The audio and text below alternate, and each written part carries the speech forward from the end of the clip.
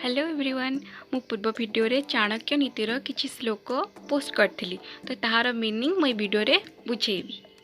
तो प्रथम श्लोकटी थिला प्रणाम शिरसा विष्णु त्रैलोक्यधिपति प्रभुम नाना शास्त्रम दूतम बखे राजनीति समुचयम। तो ये श्लोक आम अन्वय करवा प्रथम हूँ त्रैलोक्यधिपति।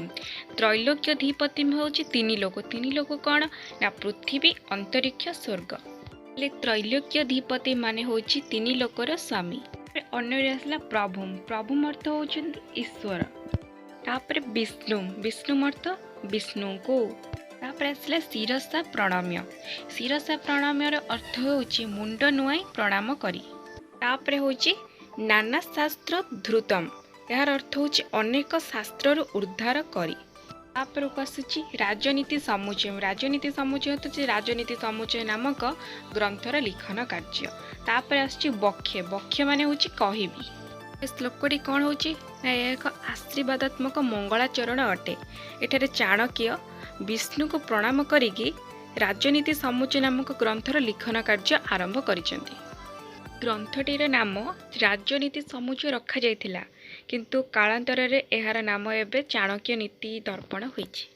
तापर द्वितीय श्लोकटी होउछि अधीत्यदम यथाशास्त्रम नरचनाति सप्तमः धर्मपदेश विख्यातम कार्यकार्यम शुभाशुभम। एई श्लोकटीर मीनिंग होउछि श्रेष्ठ मनुष्य माने ए शास्त्र को विधिवत भाव में अध्ययन करिकी तो से माने कर्तव्य अकर्तव्य पाप पुण्य धर्म अधर्म को सठिक भाव जानी पारि थांती। तापर श्लोकटी होउछि 3 नंबर तदहम संप्रवक्ष्यामि लोकानां हित कामया यन विज्ञान मात्रेण सर्वज्ञतम प्रपद्यते। एठारे चाणक्य सकल जनक कल्याण निमंते ए राजनीति समुचय अर्थात चाणक्य नीति दर्पणटी रचना करिसेंती। चाणक्य ए ग्रंथ रचना कर उद्देश्य होचे साधारण मानव टे भूत भविष्य तथा वर्तमान लोक व्यवहार धर्म अर्थ काम ये सब से जानीपारे से जानीपारे से तार निजक पथ जीवन पथ को श्रृंखलित कर निर्विघ्न रहीपर सुख शांति कालातीपात कर तथा दुनिया से सर्वज्ञ परिचय लाभ कर समाज आदर्श स्थानीय से हो पार। तापर श्लोकटी होची मूर्ख शिष्योपदेशन दुष्ट स्त्री भरणेन च दुखिते संप्रयोगेण पंडितोप्य बसिदति। श्लोकर माने होची विद्वान व्यक्तिटी तीनोटी कारण दुखी होता है।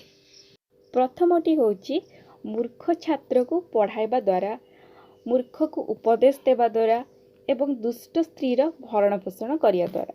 एठारे मूर्ख शिष्य कहबार तात्पर्य होची अल्प शिक्षित। जेहेतु मूर्ख दुष्ट एमान को जेते बुझाइले कारण एमाने अल्प शिक्षित एमान को जेते बुझाइले से माने सेंदी अबुझा होई रही थांदी। तेणु अल्प शिक्षित लोक मानक सहित जदि विद्वान माने चल प्रचल करिवे तेबे से माने विषादग्रस्त दुखी होई जिवे। तापर श्लोकटी होची दुष्टा भार्या सठम मित्रम वृत्त्यश्चोत्तरदायकः ससर्पे च गृहे वास मृत्युरेव न संशयः।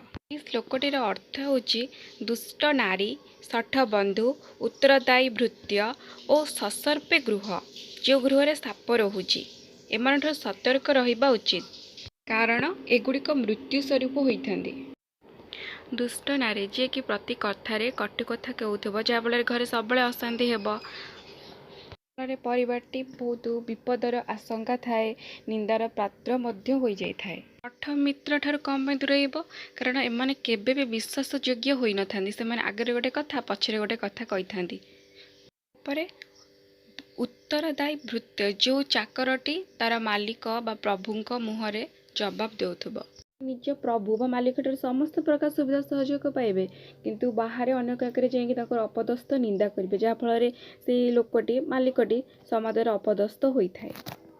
जो घरे साप बास करुथबो से घर जमारू भी निरापद नुहे। तेणु चाणक्य कहते जो गृह कटु कथा कहूथबा पत्नी और सठ बंधु उत्तर देउथबा चाकर तथा साप घरे रोथबो एगुड़िक मृत्युर स्वरूप होता है।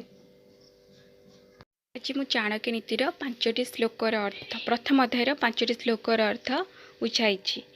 आशा करुच्ची आपण माने को भल लगी वीडियोटी बुझीपारि जदि भी किसी भूल कही ताहले मते कमेंट करके सियोर जणेबे आ मो चैनल टी को सब्सक्राइब और लाइक करियो जमार भी भूलिबेनी। Thank you.